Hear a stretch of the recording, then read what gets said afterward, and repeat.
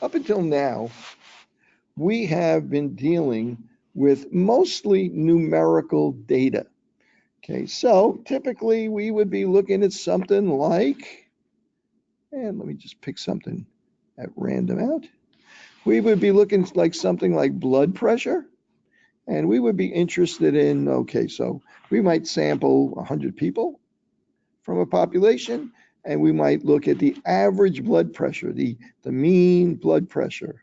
We might look at the median blood pressure, the middle value for blood pressure. We want some sort of idea where the middle of this sample and the population, which is really what we're interested, that it's drawn from, is. Then we'll also take a look at the standard deviation, in other words, the variance, how variable are the values for blood pressure in this sample, and really what we're interested in, how that relates to the population as well. So up until now, we've been happy comparing the average blood pressure for a population to either a given number or to some others, the average for some other population. So how did we do that? How did we examine how well we knew the blood pressure of a population? Well, for starters, in general, we never know what mu is, and we never know what sigma is, the mean and the standard deviation of the population. We never know what those are. So in order to estimate what they are, we draw a sample. That sample might be 25 people, might be 10 people, might be 100 people, right? But the intention of that sample, the intention of drawing that sample is to give us a window on what the true population mean is and what the true population variability or standard deviation is. So in that case, what might I do to try and figure out where I stand with that? Okay, well, one of the things I might do is when I take that sample is I might find the mean of the 25 people in that sample. Typically, we'd indicate that as X bar. And I'd find the variability, the standard deviation of that sample that we took. Well, the X bar approximates the mean of the population, right? So if we take a sample of size 10, we get a pretty good idea maybe we'll get a pretty good idea what the mean of the population is because, well, the sample kind of approximates it. But if we take a sample size of 25, well, I got a little bit more confidence that my mean of my sample, if it's a good random sample, my mean of my sample approximate the population standard deviation. But if I take a sample of 100, I'm a lot more confident. Well, how do we express that what level of confidence that we have in how well our mean approximates our population mean? Well, the first way that we learned how to do that was to use something called a confidence interval.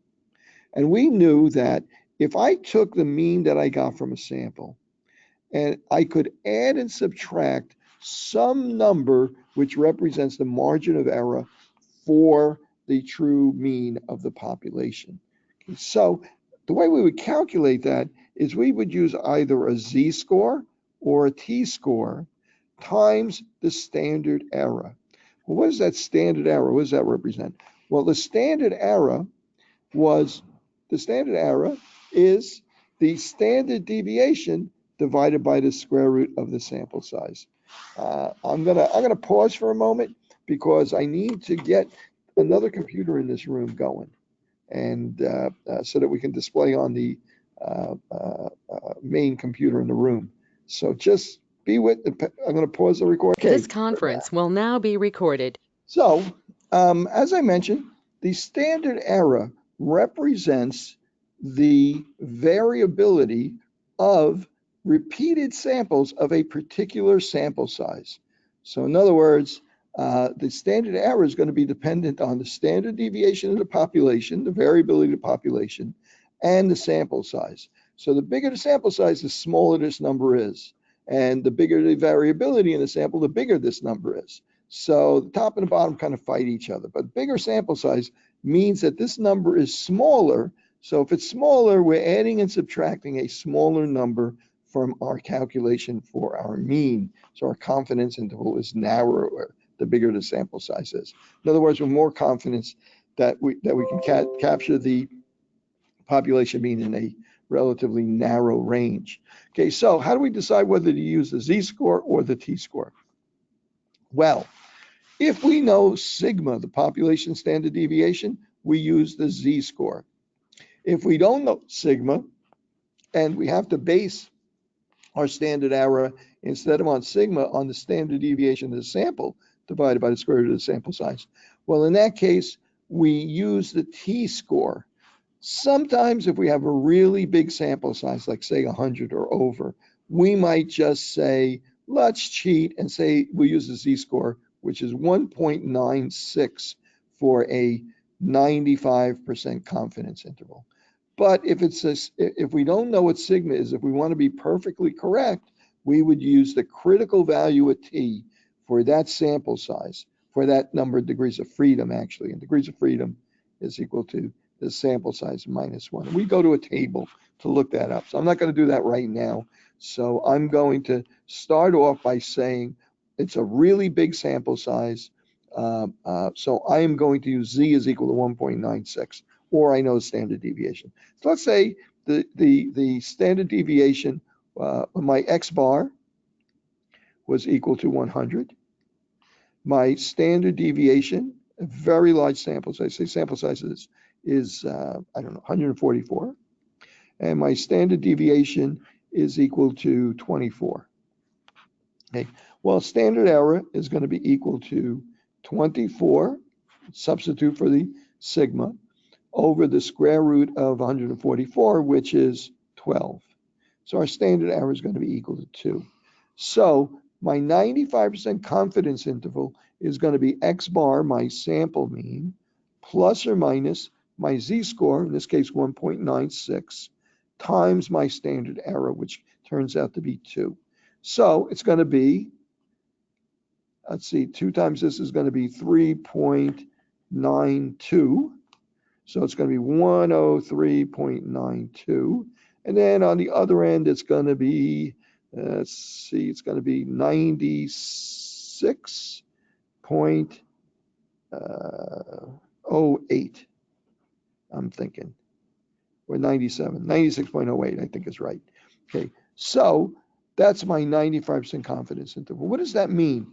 That means I'm 95% certain that the true population mean that this sample was drawn from is between 96 and 104, between these two numbers, a little bit more precisely between these two numbers. Well, what happens if the sample size was only, let's say sample size was only, let me pick a sample, say a sample size was only 36.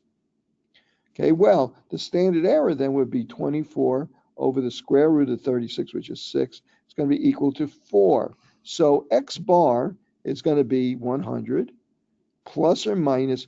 Well, now I have a small sample size, so I need to use the t-value instead of the z-value. So the t-value that I need to use is degrees of freedom is equal to 35. Okay, so let's look up what that might be.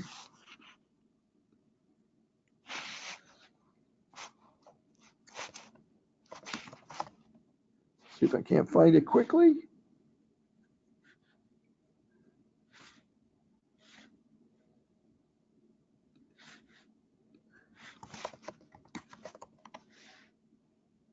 There it is, I think. Yep, that's it. Let me open it up, take a look at it. I have it hidden behind all this text. So for 35, we're going to be between 30 and 40. And for 95% confidence, we're going to be in this third row over. So 35, I could try and estimate what the middle of this is, but I'm just going to be conservative. I'm going to take the smaller number, which is 30, and say that my t-score has to be 2.042. That's a bigger number, so I'm going to get a wider interval, but it's a more conservative result, 2.042. So it's, yeah, just to be conservative, right? So that I don't unfairly give myself an advantage. 2.042 times the standard error, which in this case was 4. Okay, so now my confidence interval right, is bigger. It's bigger for two reasons. One is that I'm using 4 instead of 2 because my my standard error is larger since I took a smaller sample size. That square root of n became a smaller number. And it's also going to be wider because my smaller sample forced me to use a larger value for t than 1.96. So if I use my calculator, so let me, oops, can't do that without turning that off. Okay, if I use my calculator, so 2.042 times, what was my t-score? 2.042 times 4, my standard error, is equal to 8.16. I'm going to put that into memory. I'm going to clear that.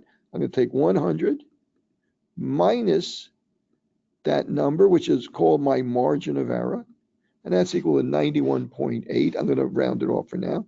And if I added it instead, actually, I don't even need to do that. Hang on a second. Let me get that number back.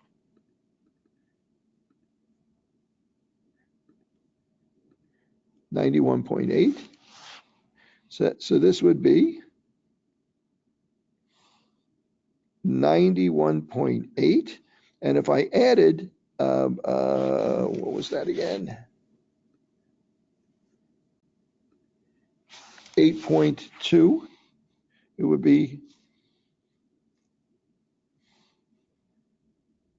108.2. I rounded them a bit just to speed things up. Okay, so now my 95% confidence interval would be 91.8 to 108.2. A wider range because I have less confidence because I have a smaller sample size and I have to use t instead of assuming that I know the population standard deviation well enough to use the z-score 1.96. Of course, if I want to do a 99% confidence interval, I would use 2.58, or if I wanted 90%, I would use 1.64, and all those come from that t table. You can look them up; they'd just be a different column, okay, or from the z table. Yes. The two numbers are your margin of error. The two numbers are my confidence interval, right? In other words, 95% sure the true mean is between those two numbers. Okay, so that's confidence interval. Okay, we learned we could do that with proportions as well. Okay, we learned that we could actually do that with a proportion, so that if we had 500, if we took a sample of 500 people and we asked them how many of them had seen a doctor in the past year, and it turns out that 220 of them had seen a doctor in the past year. Well, 220 over 500 is 11%, 0.11. No, I'm wrong about that. Am I? No, I'm right about it. No, it's not 22, it's 44%. Excuse me, right? It's 44%. Okay, so 0.44. So the proportion of my sample, now we use p cap when we're talking about a sample, the proportion of my sample that went to a doctor within the past year was 0.44%, was 44% or 0.44. Now, we don't know, we took a sample of size 500 from a very large population, most likely. Maybe we did a phone survey. Maybe this was taken from all the people in New York City, and we just selected 500 people randomly to call up and ask them that question.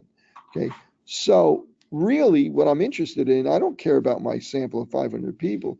I'm really interested in what is the proportion for all New Yorkers. What percentage of New Yorkers saw a doctor in the past year? That's really what I want, is P. But since I don't have the resources to go and interview everyone in New York City to get what P is, I use a sample to try and estimate what it is. So our sample turned out and told me that P cap, just like X bar, is equal to 0.44. Well, now I need to know how accurately do I know that true population proportion. How reliable is this number that I've calculated? Well, I'm going to do the same thing. I'm going to say P cap plus or minus. Well, I'm going to use a z-score here. Why am I using the z-score? Because my sample size is really large. So for a 95% confidence interval, that z-score would be 1.96, right? So I'm going to use p cap plus or minus from our sample, plus or minus z times the standard error. Well, for a proportion like this, the standard error is equal to the square root of p, the proportion we calculated, times 1 minus p over the sample size, n. Well, in our case here, p times 1 minus p. Okay, so actually, I don't know p, do I? P would be the population p. But, you know, the only thing I've got is I can use p cap instead because it's all I know. I'm never going to know the true population proportion. So what does that come out to?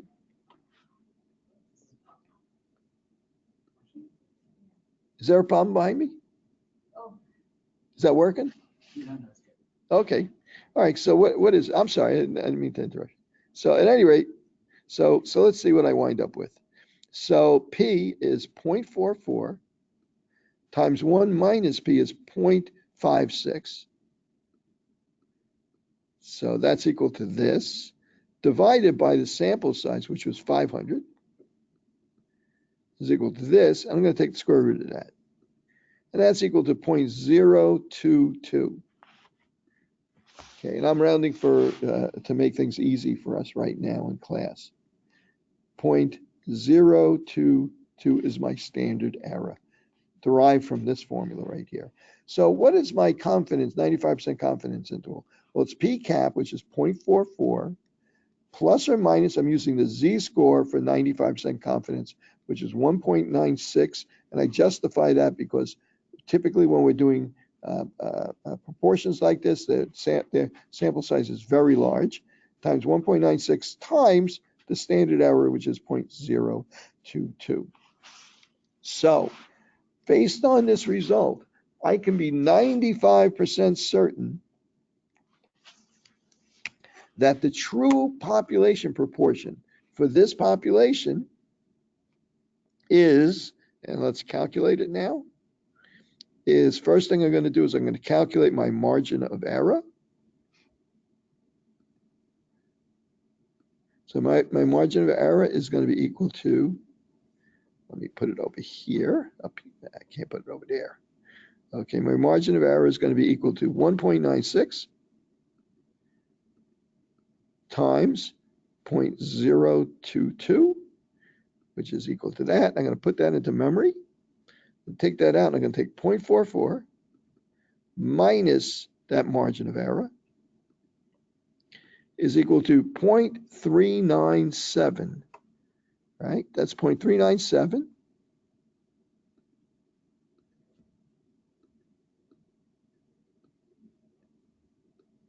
And the other end of it, okay,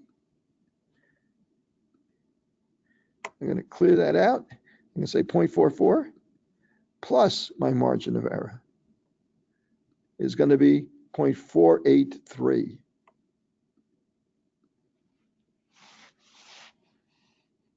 0.483.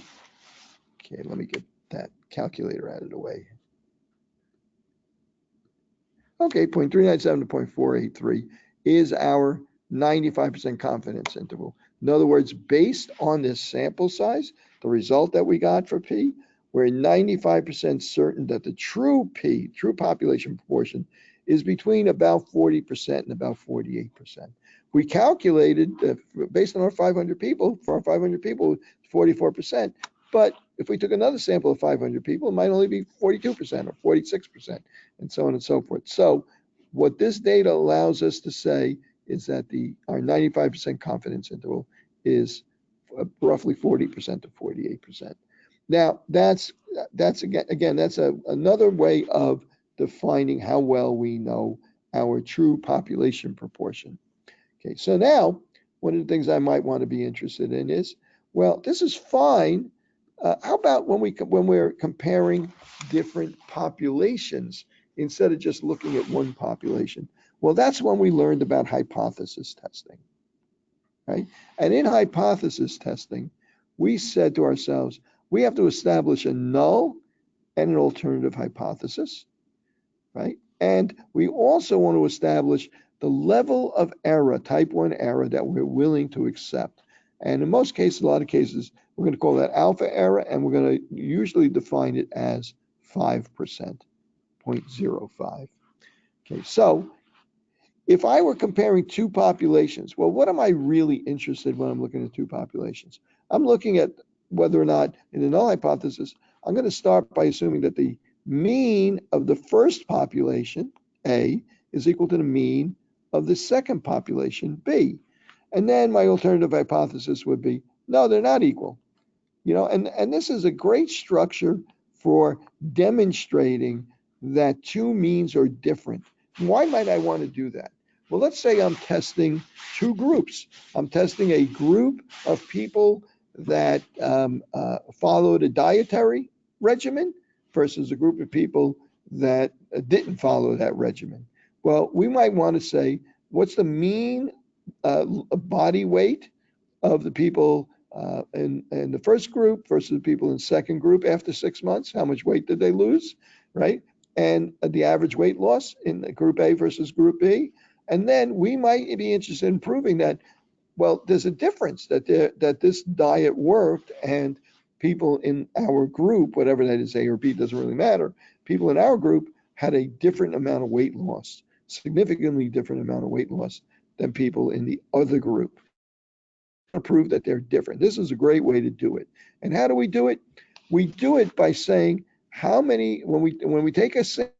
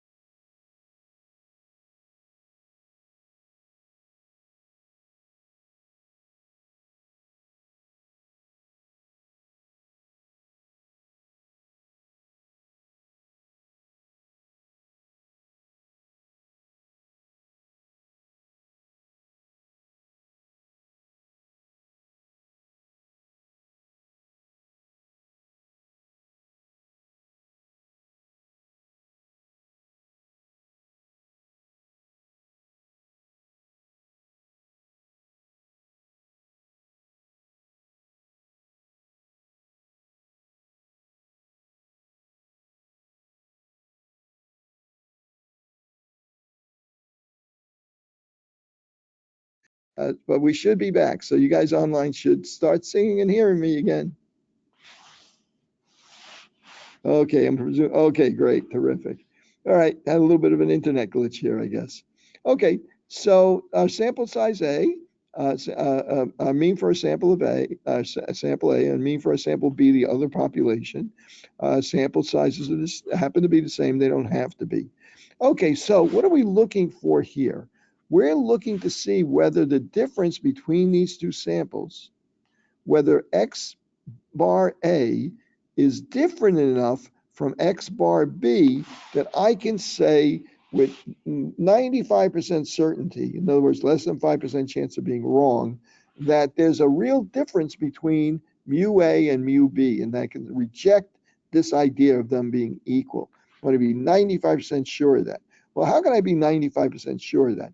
Well, I can determine if that difference between the two of them is enough standard errors apart, is enough values, is far enough apart that I would get a standard error which is bigger than the z value if I have a really big sample, or the t value if I have a small sample, like in this case. So I need to get the difference between these two and divide it by the standard error, and then based on the sample size, look up what the critical value of t has to be from my t table.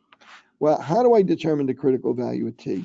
Well, if the standard deviation for group A and the standard deviation for group B are similar enough, I can assume that they have equal variances, right? So the amount of variability is the same in both groups. I can pool these two groups for a single standard deviation and then calculate my standard error based on a sample size of 48.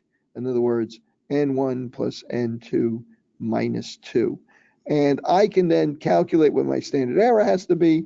And if it's a very large sample size, I just need for that to be bigger than 1.96, two standard errors apart. Or if it's a small sample size, like in this case, 48, 25 and 25 minus 2, whatever that comes out to be in our t-scores, right? Let's take a look at it. Okay, 48, say 50. 50 is looks like around 2 point, I'm going to call it 2.01 because I'm really looking at 48, not 50. I'm going to call it 2.01. So our critical value of t is 2.01.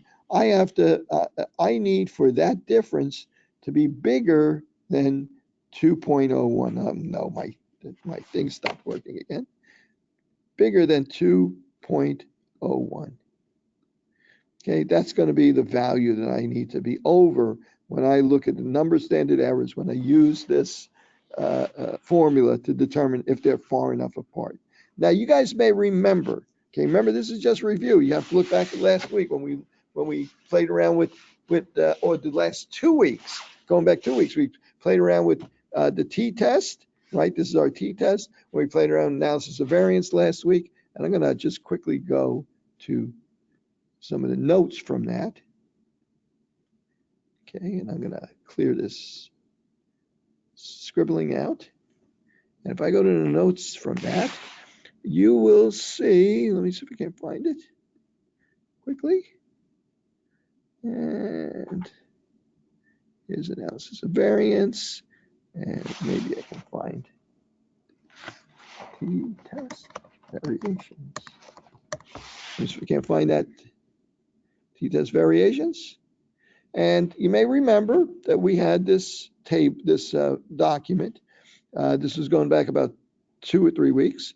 We have this document that gave us formulas on how to figure out what the standard error was. That's this number down here in the bottom of this equation.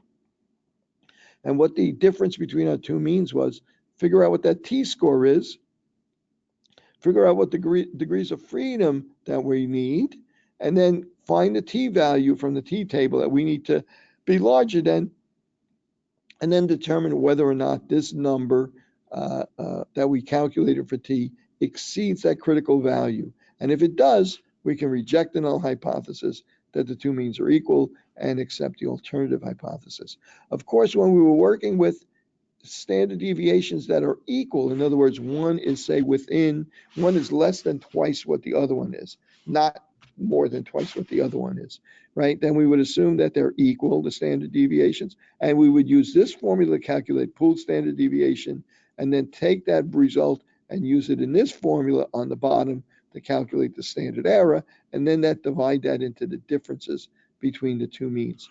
A little bit of work, but not crazy work, right? Just have to be systematic.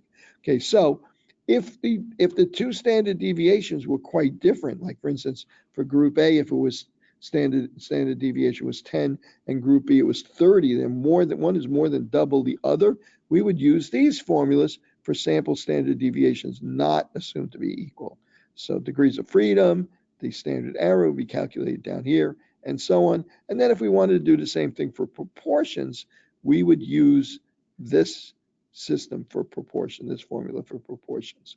Okay, of course, we would use the z-score of this number has to be bigger than 1.96 to say the two proportions of the two populations are different. In other words, reject the null hypothesis that P for group A is equal to P for group B. Okay, we use 1.96 because we're typically dealing with a very large sample size with these kinds of problems. Okay, so those are the three ways you would apply the t-test. When we followed that up last week with the analysis of variance. Okay, and what do we do with analysis of variance? Well, with analysis of variance, what we did was we had a situation where instead of having two means to compare, we now had three means to compare with one another. Okay, let me get a piece of paper here.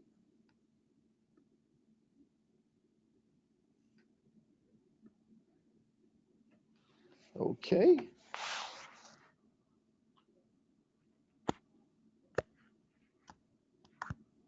I can't get this to...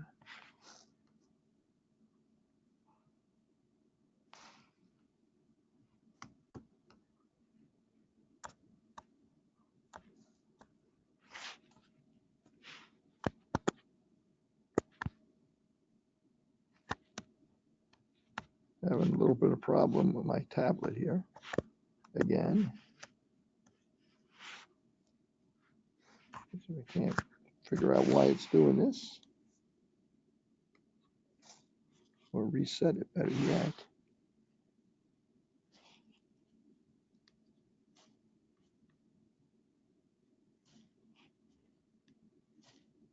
Going through the settings here and see if I can't get it to...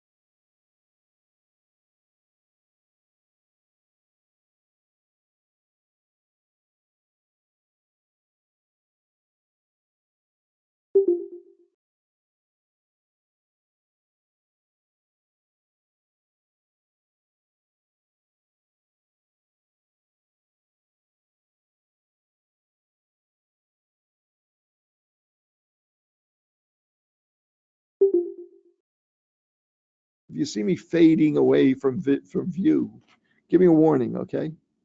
Okay, so I'm going to open up a sound. Sound should be on now. You should be able to hear me again now. Okay. You guys online, what's happening is that our internet connection here has been going in and out at school here. So you may be experiencing it as just looking to you as like it's freezing, you know, like no screen, no sound and stuff, but you should be able to hear me now. I'm going to just type in here. Oh, okay, good. Somebody replied that you can indeed hear me now. Good, thank you. Okay, so I'm going to do an example using SPSS. I think that this SPSS file will satisfy me in terms of what I need in terms of an example. And unfortunately, it opened the wrong version of SPSS. That one won't work. The license is expired on that one. So let me do this way.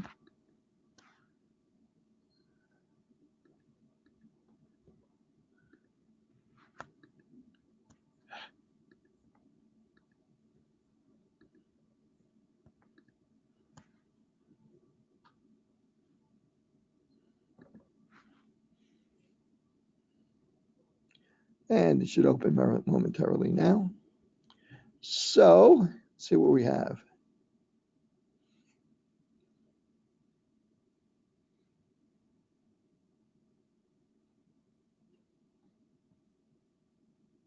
Okay, so here we go. So what we have here, I don't like this example. Let me try a different one.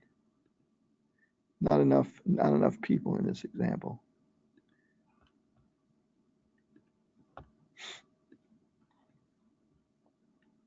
I'm going to go into this one, which is kind of a general database. A large sample of births.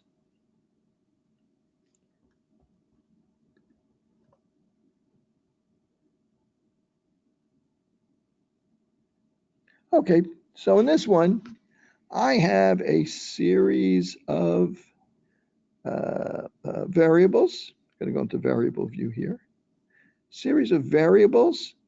Let me see if I can't find one that has several groups. So let's see. Ethnicity of the mother. Let's see what that is. Yeah, it should be in one of the, it definitely will be in last session's data files. It won't be in this one because I'm really reviewing older material here. Okay, so in this one, there's a variable called ethnicity of the mother. These are birth records. There's a sample size of 800 out of many thousands of births in North Carolina that year. And if I click on the values, there are 4 groups here: white, black, Hispanic, and other. Okay, so those are our 4 groups. So perhaps I want to know, well, is there a difference in the birth weight of babies born to white, black, Hispanic, or other, this kind of catch-all group, other mothers? So what am I comparing? I'm comparing 4 means. The mean birth weight for babies born to Hispanic white mothers, mean birth weight of babies born to black mothers, mean birth weight of babies born to Hispanic mothers, and the mean birth weight of babies born to all the other groups put together. Okay, so I got 4 groups, 4 means. So my null hypothesis is mu1 is equal to mu2 is equal to mu3 is equal to mu4. My alternative hypothesis is that at least 2 of these groups have different mean birth weights. Right, so I'm going to put this away and go back to the data view. And I'm going to say to myself, okay, let's go to analyze. Okay, so if I go into analyze, I could say analyze and compare means, right? So when I compare means, I can do a 1 sample t-test where I have a single sample and I'm comparing it to a set number. Again, that's, if you go back about 2 weeks, we did that in detail. Compare means, I can go to independent samples, t-test, where I can compare the mean of group 1 to mean of group 2, where there's two means that I'm comparing, and that will also give me an opportunity to choose whether I'm comparing them with equal variances or unequal variances. And then finally, I have compare means, one-way analysis of variance, one-way ANOVA. That's really comparing means, except it's comparing the means of more than two groups at the same time. There's also paired sample t-test, where you're comparing the means of differences in the same person. In other words, the blood pressure of a person before and after they took a drug, and you want to know whether there was a difference, and you're comparing the difference to a difference of 0. Okay, that's a paired sample t-test. I think we covered that as well. Okay, so one-way analysis of variance. I'm going to click on that, and it's going to come up with two boxes I need to fill in. The first one is the dependence list. That's the one where we're actually going to find the average or the mean. So I'm going to look for the average weight of the child in ounces, I think that is. Weight of the child in ounces. So I'm going to be calculating the mean weight of the child in ounces. I'm going to be calculating it for the group, for the factored by ethnicity. In other words, for the 4 groups that we saw in this ethnicity variable. Okay, so I'm comparing mean 1 to mean 2 to mean 2 to mean 4. Okay, so I'm going to go ahead and say OK. And I'm going to find that my analysis of variance tells me that the F score, is 8.22. That you had the variability between the groups was this much, the variability within the groups was this much, 3 degrees of freedom, because that in this case it would be 4 groups minus 1 would be 3 degrees of freedom, and the 796 is 800 women minus 4 groups would be 796. So the mean squares is 4,066, and these the mean squares within the groups is 494. We divide 4,066 into 494. Of course, SPSS is doing all this for us, and we come up with the F value, which is 8.222. And if we did this by hand using Excel, what we would do next is we would take this 8.22 and we would look up the critical value for F for 4 groups and 800 subjects. Okay, so we would go to a table to look up what the critical value is, and we would reject the null hypothesis if the F score we calculated exceeded the critical value. Now with SPSS, we don't need to do that, because SPSS, right next to its F calculation, analysis variance calculation, it gives us the significance, the probability that we would be wrong if we reject the null hypothesis. In other words, the probability we get this big a value of F if the null hypothesis were true. Well, the probability that we would get this big a value F if the null hypothesis is true is very, very low. It's less than, it's not really 0. This is really another way of saying less than 0.001, right? It's less than 0.001. So SPSS rounds it to 0.000. So it's very unlikely that the null hypothesis is true. So we can reject the null hypothesis and accept the alternative hypothesis. And what is that? Well, what that is that there is at least 2 of those groups have different means. Maybe not all of them, but at least 2 of them. So now our job is to find out which 2. So if this had come out bigger than 0.05, I could not reject the null hypothesis and I'd be done, right? Because I'm not going to do post hoc tests once I've determined I can't reject the null hypothesis. But if I can reject the null hypothesis, I go back up here, analyze, compare means, one-way analysis of variance, and this time I'm going to click into post hoc, and there's a number of different types of post hoc tests. Typically, the most commonly used ones are Bonferroni and Tukey. Those are relatively conservative versions of the post hoc test. I'm going to click Bonferroni, I'm going to click continue, and I'm going to click OK. SPSS is going to repeat our calculation. It got the same thing for analysis variance, but it's also going to compare each group against the other three groups. So what we're looking for here is when I compare non-Hispanic white to non-Hispanic black birth weights, are the two means different? Okay, and if the significance is less than 0.05, I can say that they're different, statistically different. Okay, so non-Hispanic whites, that's statistically different. How about white to Hispanic? Well, no, I can't say that those are different. I'm sorry? This is Bonferroni. Bonferroni, yes. Yep. I'll do Tukey next. Let's take a look, see if we can see anything different. Non-Hispanic white to other. No, I can't say that they're different. Hispanic black versus white. Again, they're different, but it's really the same thing. It's just reversed. So you're going to get the same result. So since it does it this way, each group against the other three, you're actually doing all of them twice, right? Just they're moved over, they're flipped over. So the only ones here that are less than 0.05 are non-Hispanic white versus non-Hispanic black. And which other ones? Well, how about non-Hispanic black versus Hispanic? Those are significantly different as well. All of the others are the same. We can't say that they're different. We can't reject the null hypothesis. But that doesn't mean they're the same.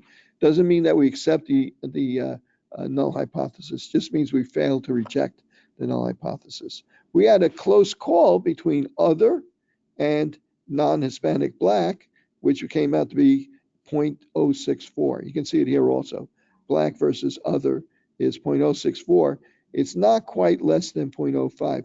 So that might inspire you to maybe go back and study this again, maybe take a larger sample or something like that to see if you could demonstrate a difference between the two of them. So we can reject the null hypothesis for non-Hispanic black versus non-Hispanic white, and for non-Hispanic black versus Hispanic. Okay, for the others, we can't reject the null hypothesis, but that's our post hoc test. Let me go to analyze. Compare means. One-way analysis of variance.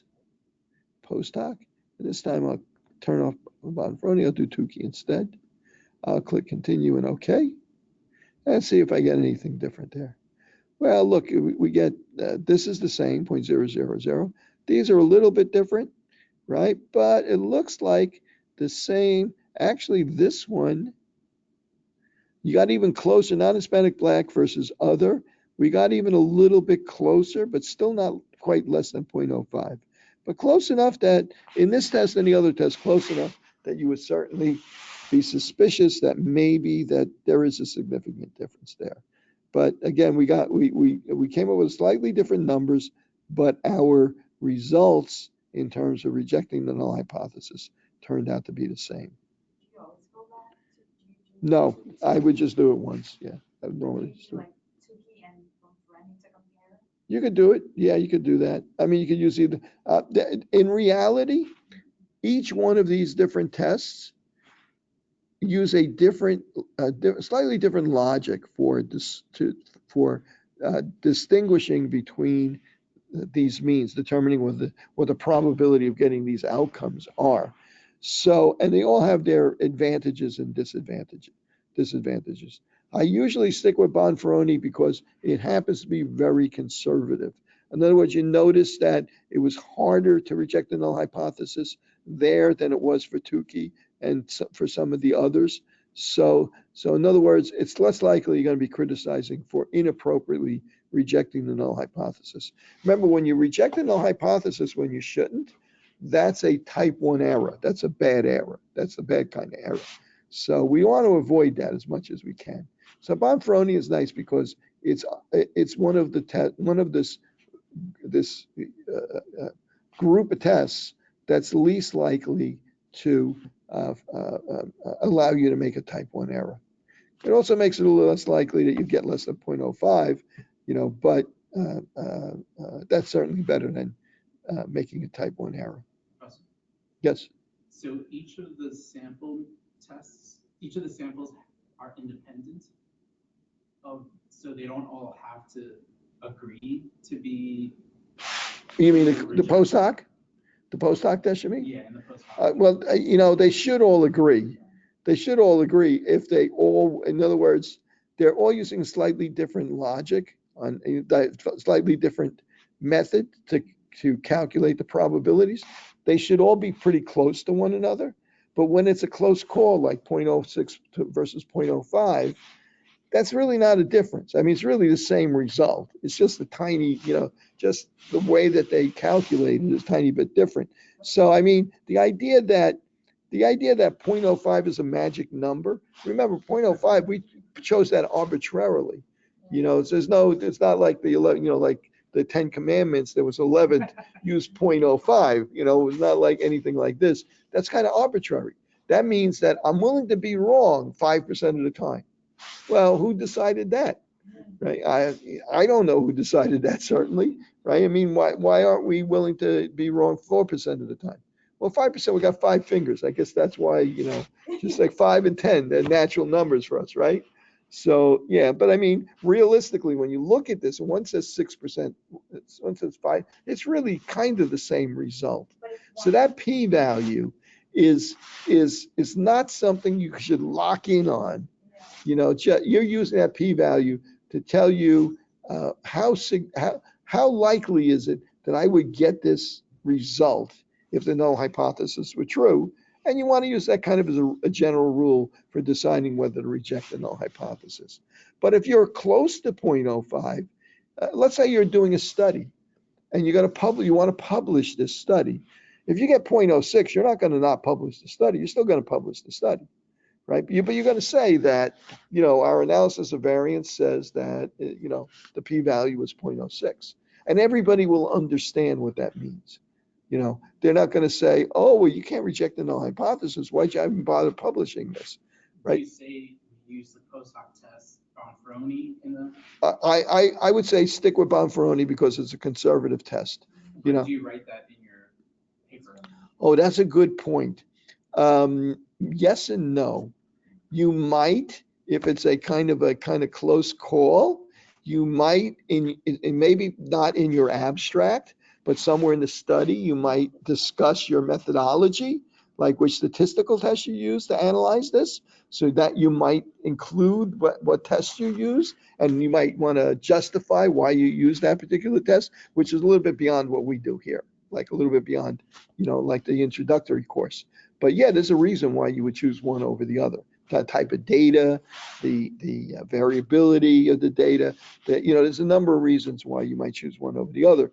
But for our purposes, I'm just picking one out that I know is conservative, you know, so you won't get into much trouble with it. In other words, it would be hard to criticize you for using that test.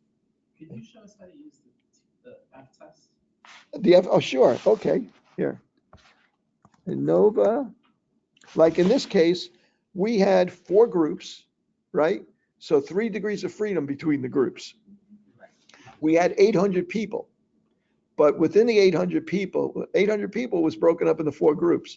So we have 2 degrees of freedom. We have 3 groups, 3 degrees of freedom for the groups, and we have 800 minus 4, the number of groups, for the other degrees of freedom. So we have for degrees of freedom of 3 and degrees of freedom within the groups of 796. Degrees of freedom between the means, between the groups, is 3, 4 minus 1. Degrees of freedom within the groups is 800 minus 4 for the number of groups, which is 796. So if I go to the table for analysis of variance,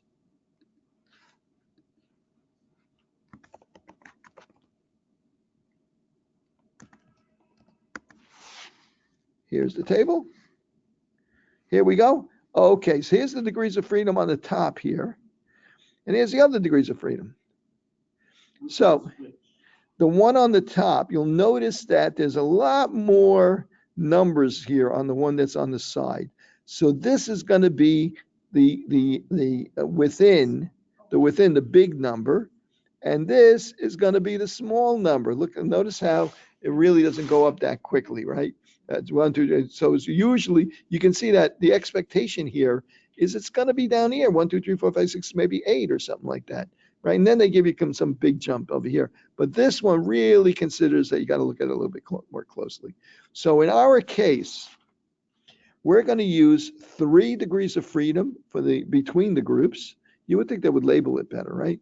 3 degrees of freedom within the groups.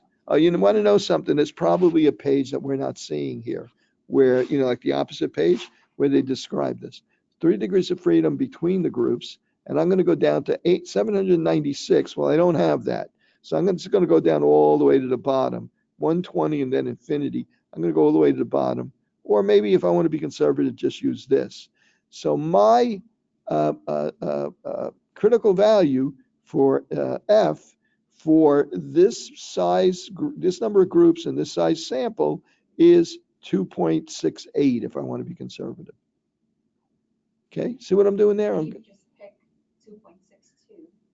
Oh, you mean get something? Yeah, but what is in between 120 and infinity? So infinity is a big number, so maybe I would just say 2.68. Being conservative means that you have The bigger number, right? Yeah, because in other words, in order to reject the null hypothesis, our value for F has to be bigger than this number. So if I choose this instead, it's harder for me to reject the null hypothesis. If I choose this, it's harder for me to reject. So the bigger that critical value is, the harder it is for me to reject the null hypothesis. Is this only for the right tail? Yeah, it says two-tailed in the SPSS output. It says a two-tailed result, but it's really only a right-tailed result, because you're looking at how far over the F value is. You want it as far over as possible, so that if the null hypothesis is true, that there's no difference in the means, you want only a little bit of probability of that happening. In other words, a big value for F, as big a value of F as you can get. And the area that's left beyond the value of F, like 2.68 in our case, the amount of this that's left is the probability that this would be true if the null, that you would get that big an F score if the null hypothesis were true.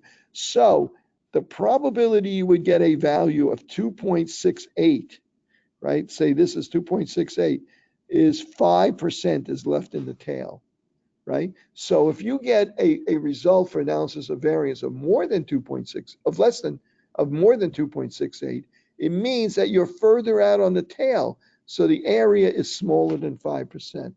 The chance of getting this big a value, if the null hypothesis is true, is less than 5% if you exceed the critical value of F, right? So you're further out here, which is what you want. You want a small tail, a small probability of being wrong. So the bigger number, you're further out. Yeah. See, and for the most part in real life, you're going to rely on SPSS to give you that p-value, right? You're not going to worry too much about the critical value. But yeah, you're right to take a look at that as well. Okay, so let's get to the point here tonight. So what have we done so far in all of this? We have learned how to compare means for number one, to figure out how well we know the true mean of a population when we calculate the mean, when we know the mean of a sample from that population, confidence intervals, in other words. We then learned how to compare one mean to a given value, that was a single sample t-test. Then to compare two means to each other, that's the two sample or independent samples t-test. And then we learned analysis of variance, which is comparing the means of more than two groups at the same time, right? We don't want to use a t-test for it because we have to run the t-test over and over and over again and increase our chances of being wrong, right? So now, what about when we're not dealing with numerical variables? How about a situation where we're dealing with categorical variables instead? Okay, so that's a whole nother ball game, isn't it? Right? So I am going to open up a sheet I can write on here.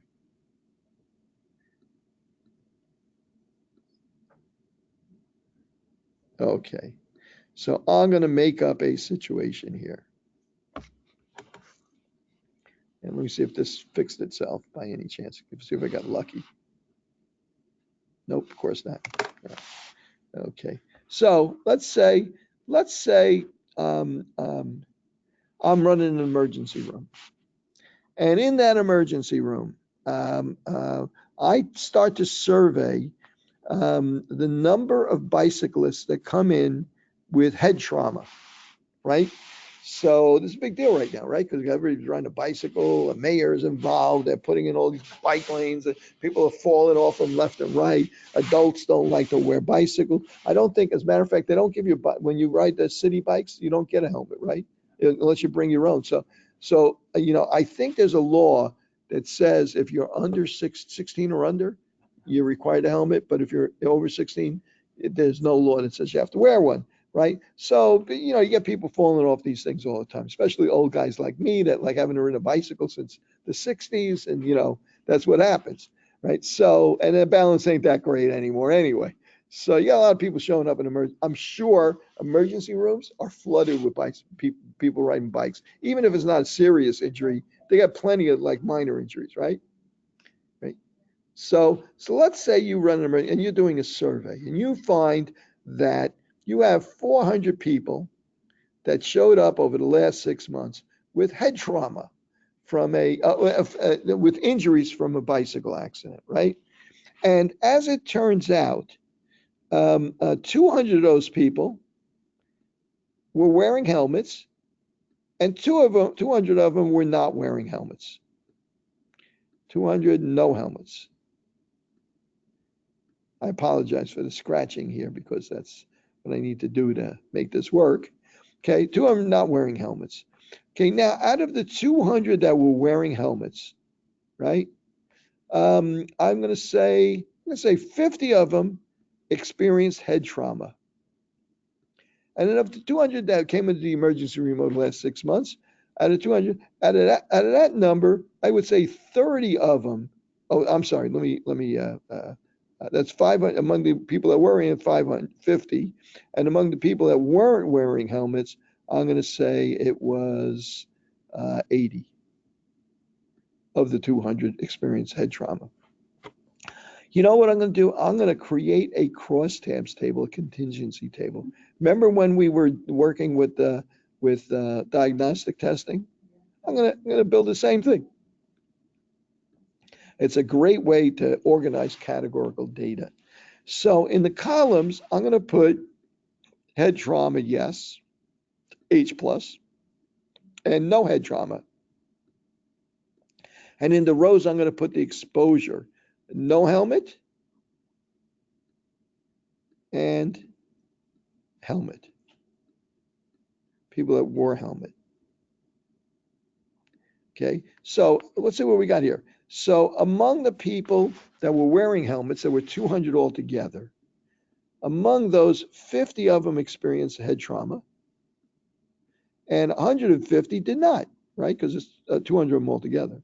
Among the 200 that weren't wearing helmets, 80 of them experienced head trauma, and 120 of them did not. Now, if I asked you to tell me, without looking at whether or not a person wore a helmet or not, overall in this sample of this population, what's the prevalence of head trauma in bicycle accidents? Well, how many people do we have altogether? We had 400. Out of the 400, how many of them experienced head trauma? 130. So what's the prevalence? The prevalence is 130 over 400, right? Yeah, so what does that come out to?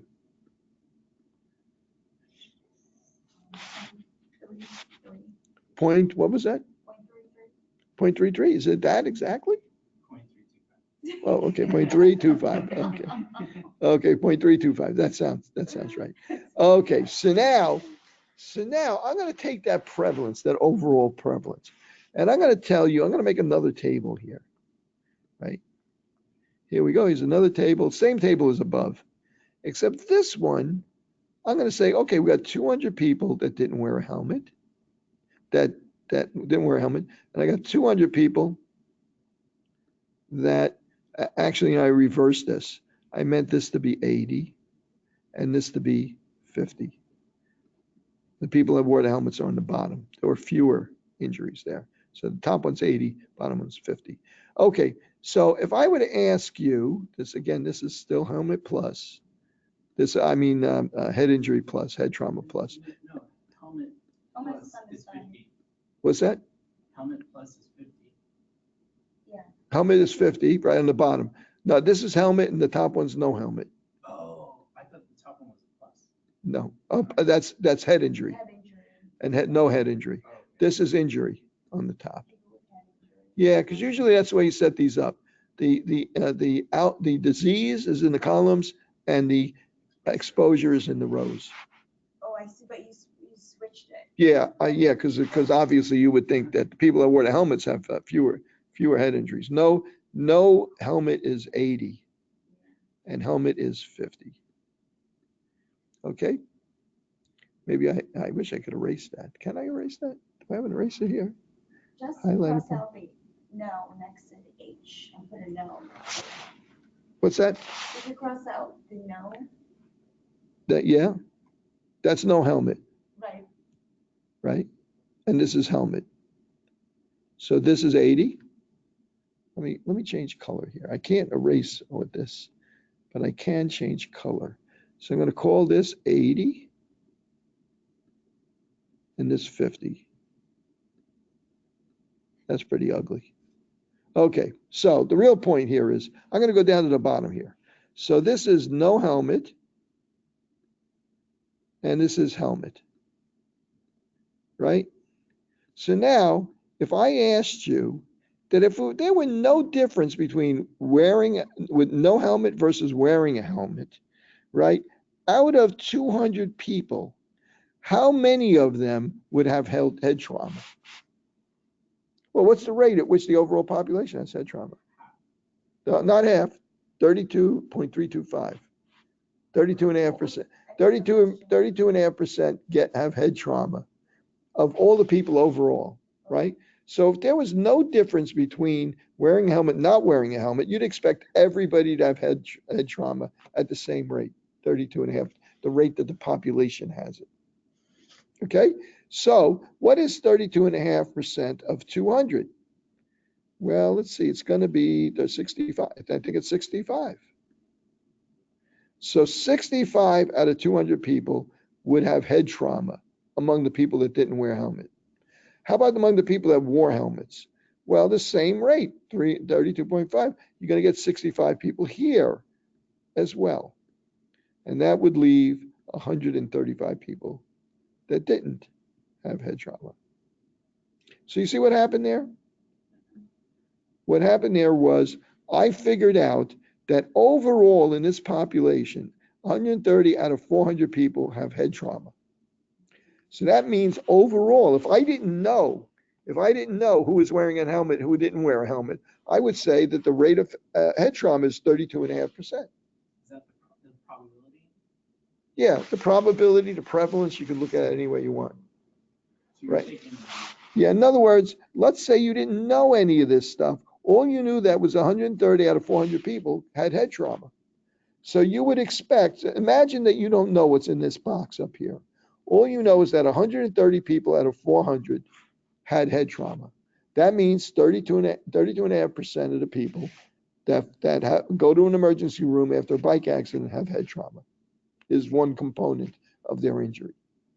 So if that's true, if I then tell you that 200 of those people didn't wear a helmet and 200 people did wear a helmet, but I said to you, well, what would you expect if there's no difference in the risk for no helmet versus helmet? Well, you would expect 32% of the 200 that didn't wear a helmet to have a head injury, and 32% of the people that did wear a helmet to have a head injury. Right? You'd expect them to get it at the same rate if there was no influence of whether you're wearing a helmet or not wearing a helmet. So what we have here in this bottom table is called the expected result, or the expected values. What do you think we'll call the numbers that are up here? Not predicted. they're real numbers, right? They're the observed values, right? Right? Good. You got that, right? They're the observed values. So these are the values you observed. These are the values you would have expected if there was no influence of wearing a helmet. I'm going to do this again because I'm not getting through to you. And it's important that I get through to you. Otherwise, Yeah, how did we get the? I'm going to stop. Let me start again. I'm going to start again, except I'm going to do it a little bit different. I'm going to explain it a little bit differently. Let me choose blue. Okay. I'm going to tell you, for starters, that forget everything I said before.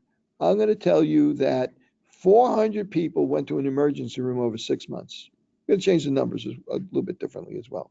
And I'm going to tell you that out of those 400 people, 100 experienced head trauma. Right? 100 of them experienced head trauma. Okay. What would you say is the prevalence or the rate at which people experience head trauma in bicycle accidents? 25%. Yeah, it's 25%, right? 0.25. 25%, or same thing, 0.25. Okay, so now what if I told you that, and I'm going to draw a box here. What if I asked you, okay, I'm going to break this up into two groups. These are people that wore helmets. These are people that wore no helmet. And these are the people that wore helmet. Right? And as it turns out, there's 200 people in this group and 200 people in this group. Just happened to be lucky, came out to be, out of the 400 people, there were 200 and 200. So if you know that that the prevalence on the entire population, 100 people out of 400 had head trauma, right? You know that about 25% of the cases have head trauma. If you didn't know whether or not they wore the helmet, or also if you didn't think, instead of helmet or no helmet, maybe it's blue eyes and not blue eyes, right? Something that you don't think there'd be any influence that would influence. So out of these 200 people, how many of them would you expect, if it has nothing to do with helmets, how many out of 200 would you expect to have head trauma? 25%, which is 25% of 200 is 50. So you would expect, and that's head trauma plus and head trauma minus. So that means 150 would not have head trauma. Okay, well, what about the 200 people that wore helmets? What rate would you expect them if you didn't think helmets had anything to do with it? You'd expect 25% of them to have head trauma, so they'd also be 50 and 150. Okay, this is our expected values. That's what we would expect if there's no relationship between wearing a helmet and having head trauma.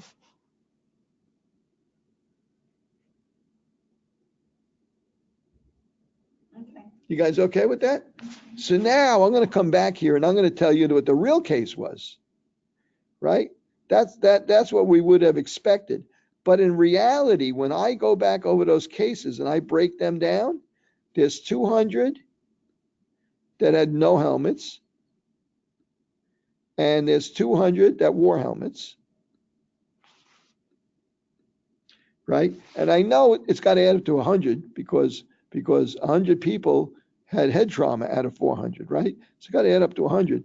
As it turns out, the people that didn't wear helmets, no helmets, they, instead of 50 people with head trauma out of 200, they had 80 people, maybe not 80, 70 people out of 200.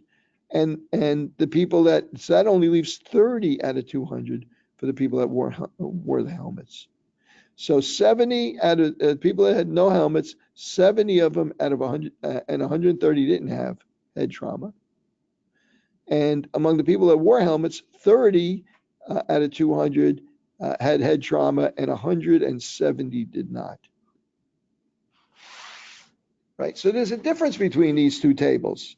These are the values that we actually observed, and these is what we would have expected if there was no difference whether you wore a helmet or not, right? Okay, so now I'm going to ask you if the observed values were the same as the expected values, what does that tell you about wearing a helmet? Didn't help, right? Didn't influence it, right? If the observed values and the expected values are the same, it didn't help you. Perfect. That's exactly right. So what we want is for this to be a big difference between the observed value boxes and the expected value boxes. The bigger the difference is between these two tables, the more likely it is we can say, oh, there's an association between not wearing a helmet and having head trauma, right? We want a big difference between these boxes. So you and I right now, we're going to invent a new statistic, right? And we're going to call that statistic chi-square. Why? Because God only knows why they call it chi-square. I have no idea why they call it chi-square. They like Greek letters. I have no idea. So chi-square, we're gonna call that chi-square. So I'm gonna start out by saying, well, if these are all the same, if I take this first box and subtract the second box from it, right? If they were the same, that result would be 0. And then take the next box and subtract the one in the other table, corresponding box in the other table. If that difference is 0, that'd be 0. And the third box 0 and the fourth box 0. If all the boxes were the same and I've subtracted, they would come out to be 0 difference, right? So, if I took a sample and there was really no difference between wearing a helmet and not wearing a helmet, I wouldn't expect it to be 0 in all the boxes, because just by chance, maybe I wouldn't get 50 and 50. I might get 53 and 40 and 48 and 47, and so you'll be close. It'd be relatively small differences, but I wouldn't expect them to be 0 differences. But in order to say that they're really different, I would want those numbers to be big numbers. So I'm going to subtract one from the other for our example here. Okay, so first of all, 50 minus 70, first box, is minus 20. 50 minus 30 is plus 20. 150 minus 130 is 20. 150 minus 170 is minus 20. So if I take all the differences and add them together, what do I get? I get 0. That's not helping me, right? Remember when we had that problem where we wanted to see the differences, and some of them were negative, like with averages, when some are squares and stuff like that? What did I do? I squared the values, right, to get rid of the equal signs, get rid of the negative signs. So, right, so this becomes 400 plus. This becomes 400. This next one becomes 400, right, when I square it. All pluses, right, because a negative times a negative is a plus. This becomes 400.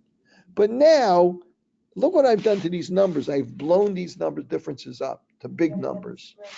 So I'm not going to take the square root of them, but what I'm going to do is I'm going to divide them by the expected values. What were the expected values?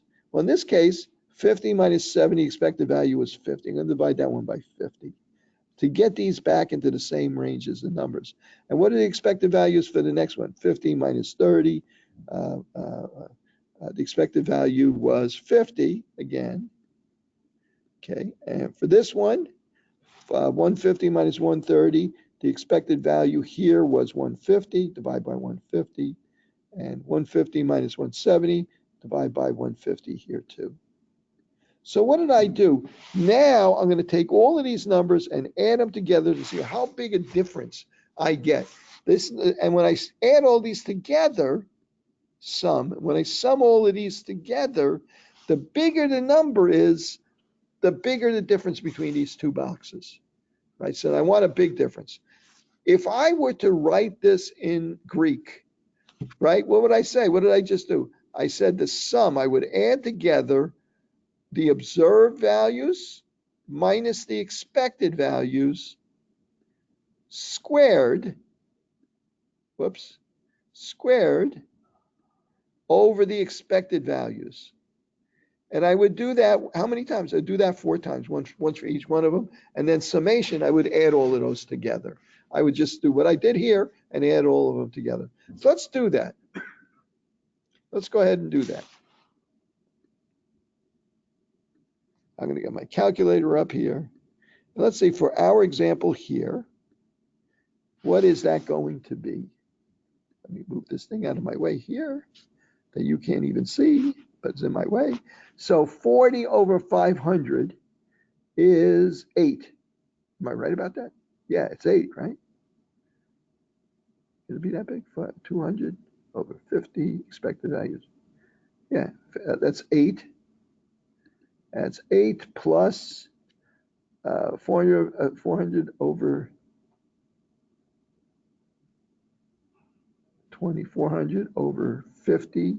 Again, that's 8. Add 8 to that. Plus 40 over 150 is how much?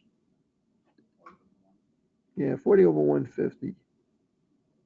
Right? My observed value, how much? How much? 0.266. Point. No, it can't be that. Because 40 over 40 over 150. 40 over 150, 0.2. No, not 0.2. 0.266. No, it's 40 over 150. It's got to be bigger than 1, right? Yeah, so we did 4, 0. Yeah, you're right, but let me, so 4, 0. 4 divided by 15. Yeah. 15. No, 40 divided by 15. Oh, yeah. Well, you said 150. Yeah, 40 divided, 400, I'm sorry, did I say 4? I meant 40 divided by 150, right? It's 20 squared is 400 divided by the expected value, which was 150. 400 divided by 150. I'm sorry, I might have said 40 instead. 2.66 repeating. 2.1. 2.66. Oh, there. 2.66. And 6 repeating. 2.6. I'm going to call it 2.67. Plus, that's going to happen again, 400 over 2.67. Plus the 16 I have from before, from 400 over 50 is twice, is equal to 21.34. So chi-square in this case is equal to 21.34. Okay, so now what do you think we need to do now for chi-square? What do we need to determine for this chi-square value? I need to determine whether that number is big enough for me to reject the null hypothesis. Uh-oh, what did I forget to do? H null and H alternate. So what's our null hypothesis? Well, we're not dealing with a mean here, so it's hard to express this as a mean. So I'm going to put it into words. Our null hypothesis is there's no, yeah, or you could also, yeah, that's a good way to say it. That would be fine. Or also you could say no association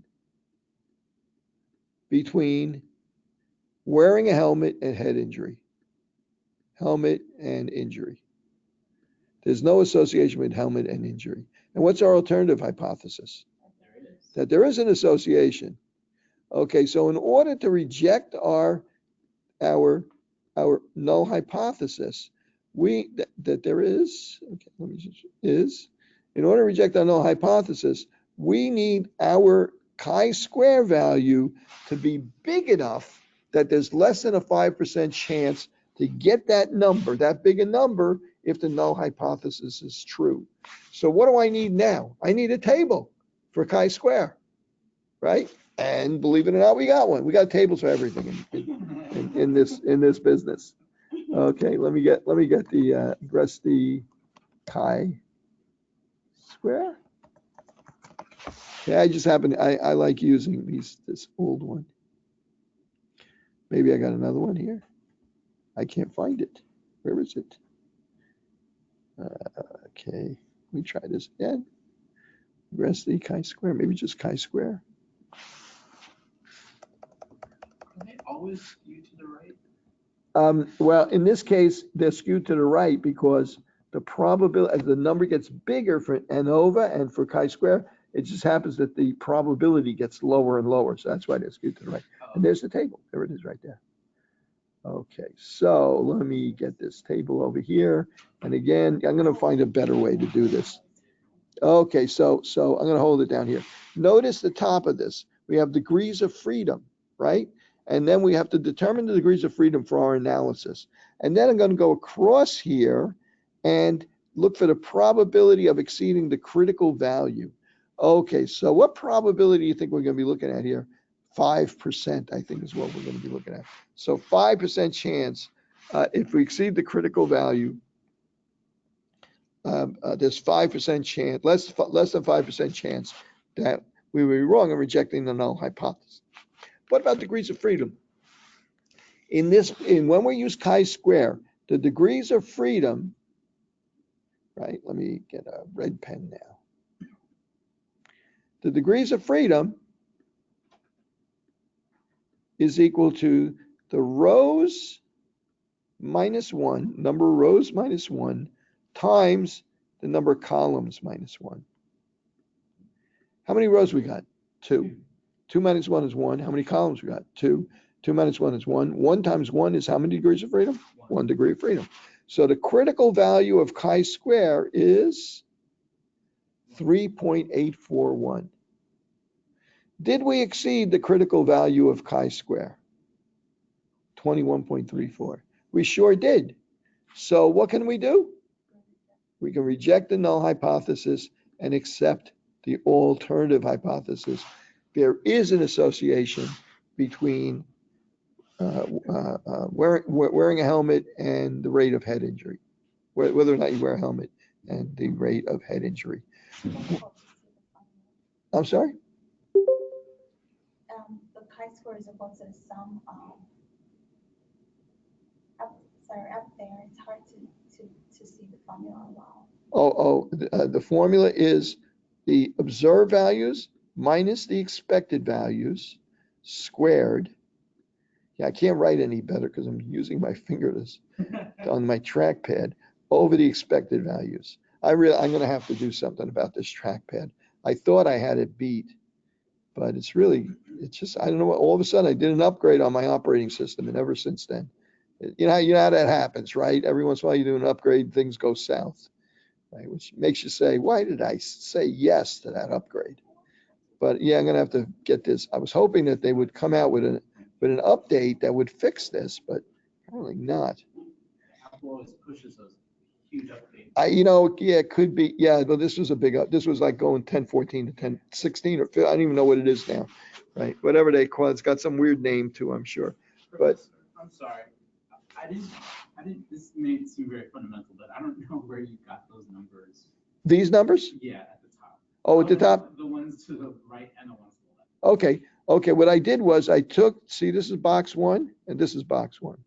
Observed and expected. Observes on the bottom, expected is on the top. And this is box 2. And this is box 2.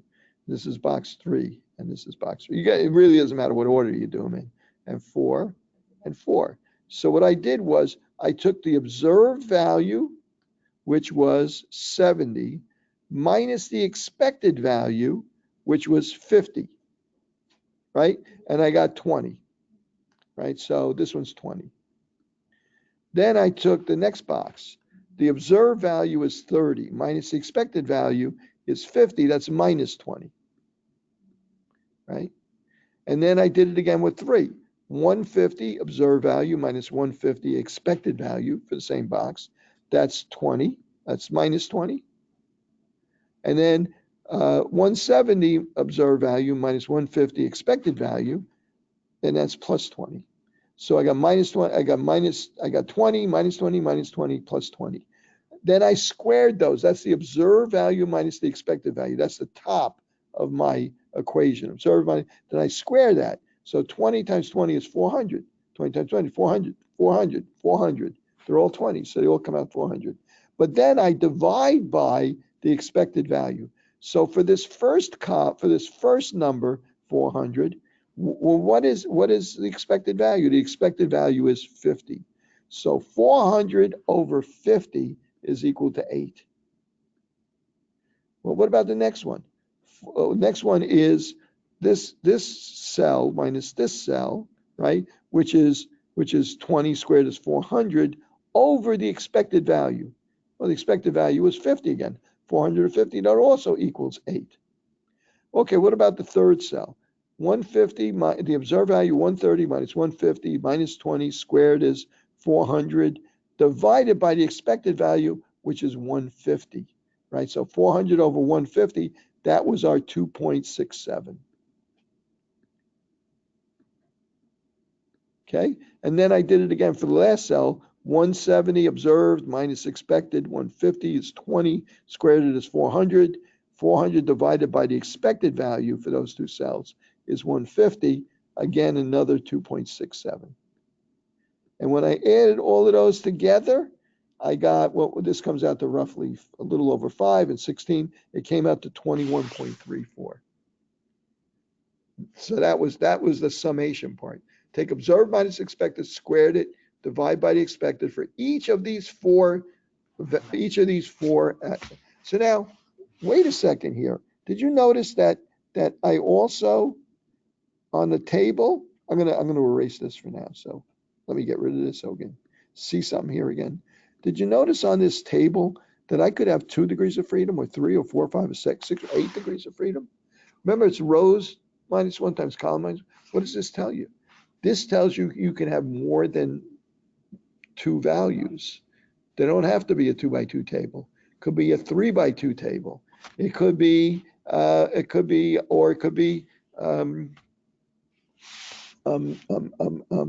for instance, it could be male versus female in the rows, and in the columns, it could be, let me think of something that would work there. Would be, I'm trying to think of, let's see, could be like,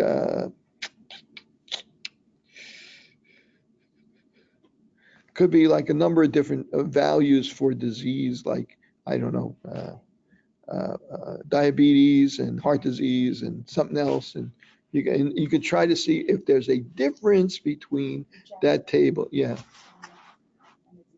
Right. Like enhanced data. Yeah. So you could have more than a 2 by 2 table.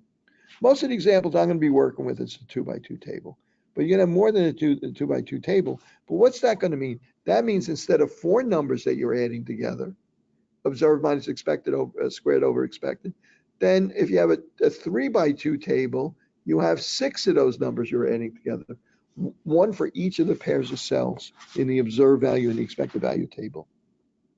Okay, now in real life, would we be doing this? Well, yeah, I don't know about that. Let's see how we might be doing this in the last 3 minutes that we have. Okay, so I'm glad now that we have one, next week, we have a week where we can do a review of all this stuff rather than go right into the exam, make the exam available after that. So I'm glad we have that week to maybe brush up, particularly on this, because we didn't really spend that much time on this today. So I'm going to open this one up, stenosis versus smoking, and I'm hoping that this will work for us. Okay, open with 25. So in this particular case, I have 3 variables. I have smoking versus non-smoking. Okay, I'm going to go to variable. I have smoking versus non-smoking. Yes and no for smoking. I have disease. Disease happens to be presence of aortic stenosis. So yes, for they have the disease. No, they don't have the disease. I have another variable, gender, male or female. 0 is female, 1 equals male. Okay, so let's say I want to compare, if I want to see if there's an association between smoking and aortic stenosis in this population. Right? So how would I do that? Okay, they're both categorical variables. It happens that they both have 2 values, yes and no. That's convenient. It's going to be 2 by 2 tables. But let me organize this first. I'm going to go to analyze, and I'm going to go to descriptive statistics. It's hidden in descriptive statistics, and go down to crosstabs. And the thing I'm going to do is I'm going to put into the rows the disease, the exposure. In our case, I'm going to start out with exposure being smoking status. And in the columns, I'm going to put the disease, the presence of aortic stenosis. So now I am going to go into cells and tell it, I want to see the observed values. That's all I want to see. And I'll click OK. SPSS opens up and look, voila, there's our table of observed values, right? But it didn't group them, right? Well, yes and no, aortic stenosis, and yes and no smoking status. So out of 94 smokers, 54 of them had the disease. Out of 121 non-smokers, only 44 had the disease. Right? So if I want to see the expected values, I could go in here to descriptive statistics and crosstabs and ask it to give me the expected counts. And sure enough, it gives me the expected counts. The expected count would be 42.8, 55.2. So I can use this and subtract one from the other and square it, square the differences, divide it by the expected values, which is 42.8, and so on and so forth. The expected is like the reference or what we assume to be. Assume when they're, if they had gotten stenosis, both groups, smokers and non-smokers, had gotten stenosis at the same rate. In other words, the whole population. In other words, the percentage came from the total number of people that had stenosis over the total number of people in the study, 215. Right? The prevalence, really, the entire population, without regard to that. So now I'm going to go to Analyze Descriptive Statistics Crosstabs. And I'm going to turn, I don't need to see the expected values because it's going to calculate all this for me. I'm going to put in the percentages by rows. So among the smokers, 57% of them had aortic stenosis. Among the non-smokers, 36% of them had aortic stenosis. That's interesting. So I'm going to go back again. Descriptive statistics, crosstabs. And I'm going to go back again. I'm going to go into cells. I'm going to turn off the percentages by rows. This time I'm going to go into statistics and ask it to calculate the chi-square value for me, just the way we did it before. Click continue and I'll say OK. And what do we get? The chi-square value turns out to be, it's Pearson's chi-square. Continuity connection I'll talk about next week. We don't have to worry about that in this particular example. The chi-square value is 9.48, 1 degree of freedom. What did we say the critical value was for 1 degree of freedom? You remember what it was? It was, remember that number we got from the table? 3.8. 3.84. 84, that's right. So did we exceed the critical value? 9.48? So we can reject the null hypothesis. The null hypothesis is there are no association between aortic stenosis and smoking. Now we can reject that and accept the alternative hypothesis. There is an association. So now, next week, we're going to talk about, we're going to get out of here now, that's what we're going to do. Next week, we're going to talk about odds ratio and relative risk, which are tied into these tables also. Okay, you want to just take a quick look at that? Let me just go back here. Analyze descriptive statistics. We're going to get chafed out of this place for sure. Descriptive statistics, crosstabs. And I am going to go into cells. It's going to give me the observed values. Okay. Okay. So I'm going to go take a look at our table again. Here's our table, right? Okay. The rate at which people that smoke get aortic stenosis is 54 out of 94. In other words, their rate is somewhere around 60%. The rate at which non-smokers get aortic stenosis is 44 out of 121, say around 40%. So you have 60% versus 40%. If the risk of getting aortic stenosis for these smokers in this population is 60%, the risk for getting it if you don't smoke is 40%, right? The relative risk is 60% over 40%. In other words, 54 over 94 over 44 over 121, 60% over 40%, which is equal to, what is that equal to? It's equal to 1.5.